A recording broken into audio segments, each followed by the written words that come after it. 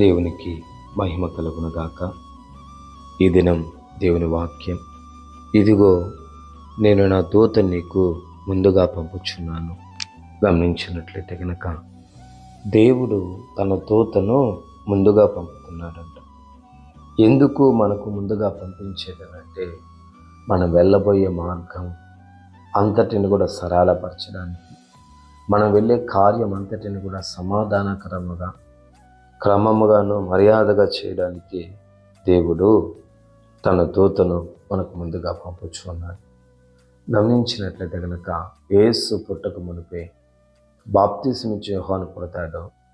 ఆయన ఎందు నిమిత్తం దేవుడు పుట్టించాడు అంటే, మార్గాలను సరళం చేయటం కొరకు.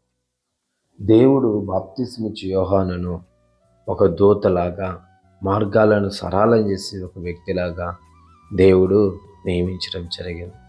అదే రీతిగా నీ నా జీవితంలో నీ యొక్క ప్రయాణం కావచ్చు, నీ ప్రతి కార్యాలన్నిటిలో కూడా దేవుడు తన దూత నీకు ముందుగా పంపుతాడు.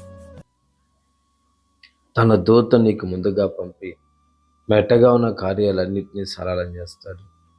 ఇరుకు ఇబ్బందులన్నింటినీ తొలగించి కష్టం నష్టం రాకుండానట్లు దేవుడు నీకు కృప చూపించి సహాయం చేస్తాననేసి యేసు నీతో చెప్తున్నాడు.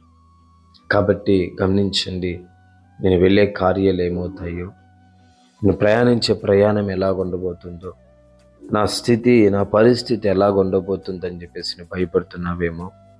ఆయన నీతో చెప్తున్న మాట ఏమనంటే, ఆయన తన దూతనికి ముందుగా పంపుతాడంట.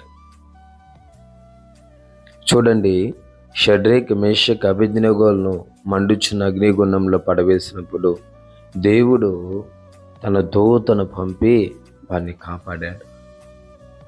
అదే రీతిగా అక్కడ దూతను పంపి వారిని కాపాడిన రీతిగా నీవు ఉన్న పరిస్థితుల్లో దేవుడు తన దూతను పంపి నిన్ను నిశ్చయముగా కాచి కాపాడుతాడు.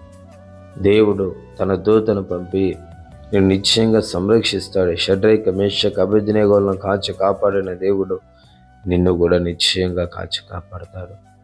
అందరికీ దేవుడు తన దూతను పంపుతాడంటే పంపడండి.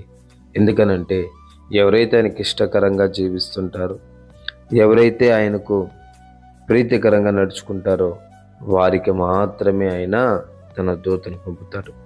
మన ఇష్టానుసారంగా ఎలా పడితే అలాగా జీవించే వారికి దేవుడు దూతను పంపడు. కాబట్టి గమనించండి, నీకు దూతను దేవుడు పంపాలంటే ఆయనకి ఇష్టమైన వ్యక్తిగా నువ్వు నడుచుకో. నిశ్చయంగా ఆయన కృప నీకు తోడుగా ఉంటుంది. ప్రభువు ఈ మాటలను దీవించి ఆశీర్వదించుగాక. పరిశుద్ధుడా, స్తోత్రాలు. మాటలు బట్టి మీకు వందనాలు ప్రభువా. మీరు దీవించి, మీరు ఆశీర్వదించి బలపరిచి కృప చూపండి. యేసు నామములో అడిగి పొందుకొని ఉన్నాము పవిత్ర తండ్రి, ఆమేన్.